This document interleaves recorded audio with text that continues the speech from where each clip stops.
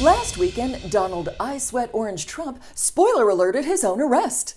While this seemed like Christmas coming early for many of us, Donald has had every Tuesday since 1984 as a day he'd likely be arrested for something. Hell, even the bookies in Vegas didn't give this week better odds. Since then, we've all been on pins and needles wondering when he was going to get frog-marched into the slammer. I've got champagne chilling just in case. A lot of it. As of the time of this recording, it hasn't happened yet, and if you need something to listen to while you wait, check out our Spotify playlist in the description. Kevin McCarthy, Speaker of the House and Moral Bermuda Triangle, used his calmest voice to speak out against any potential protests of the arrest. "I don't think people should protest this," mumbled McCarthy, adding, "We need to save our protesting for that war criminal, Hunter Biden." Sources say there have been a significant increase in violent threats online this week in anticipation of Trump's arrest. So if we know there are threats and we know who's making them, why don't we just go get them?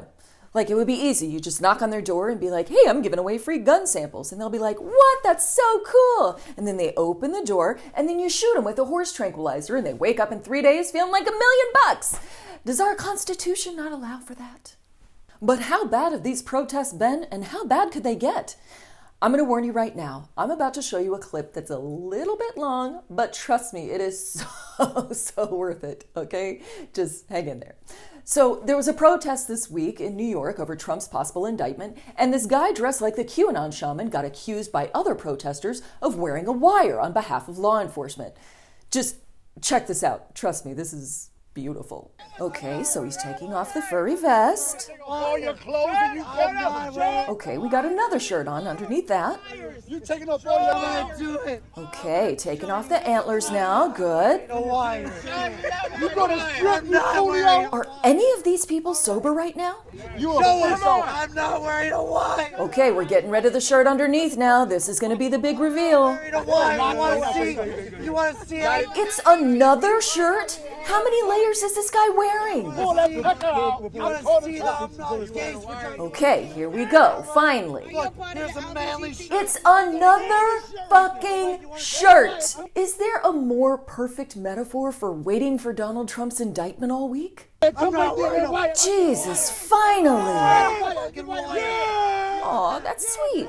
I guess the real friends were the shirts we took off along the way. After announcing his imminent arrest, Trump followed up with, "Money, please." That guy's always in fundraising mode. And I gotta hand it to him. He is persistent about fundraising.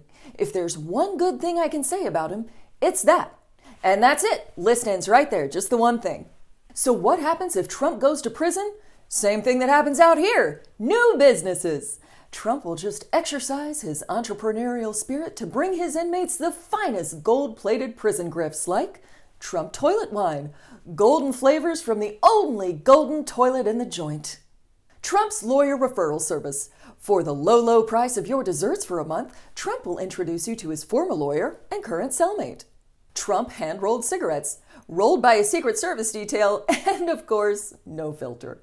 And finally, Trump brand tattoos, inked with presidential pens that have been smuggled in via Eric's bunghole. But of course, if Trump wants to avoid prison entirely, he could always do what other rich guys do and flee the country. So if a guy named Ronald Frump washes up on Cuban shores wearing a fake mustache, we'll all know what's up. Or if he gets seasick, he could have Ron DeSantis bus him to Canada with some migrants. I heard DeSantis has already filed an expense report with the RNC just in case. And if that doesn't work, he can always dig a hole. Digina. I saw Wile E. Coyote do it in a cartoon. Very smart character. So what happens next is anyone's guess. But it won't be boring. Stay tuned to the Fenix News Network and subscribe for updates as this story develops, along with all of Trump's other legal problems. This guy's collecting grand juries like infinity stones. Move over, Trump and Biden. Joe Exotic is running for prison. I mean president. Let's head on over to his campaign website and see what's happening there, shall we? Here's my favorite part. So put aside that I am gay, that I am in prison for now, that I used drugs in the past, that I had more than one boyfriend at once, and that Carol hates my guts. Buddy, you're asking us to put a lot aside there.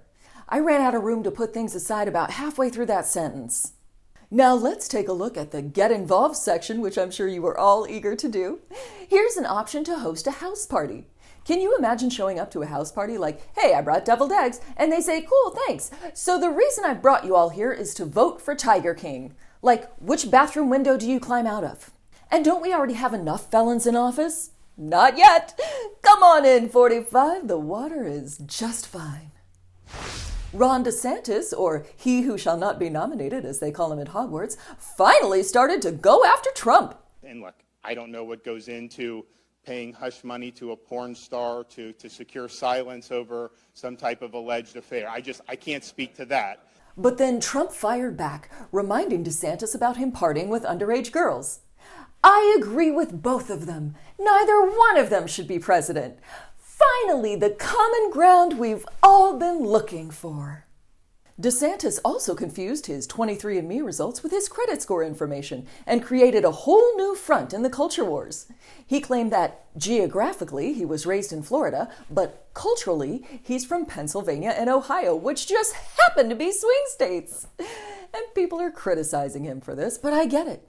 My geographical upbringing is from Texas, but culturally, I'm Antarctican. Frickin' love icebergs, man. A giant seaweed blob that is also sick of Ron DeSantis is headed towards Florida.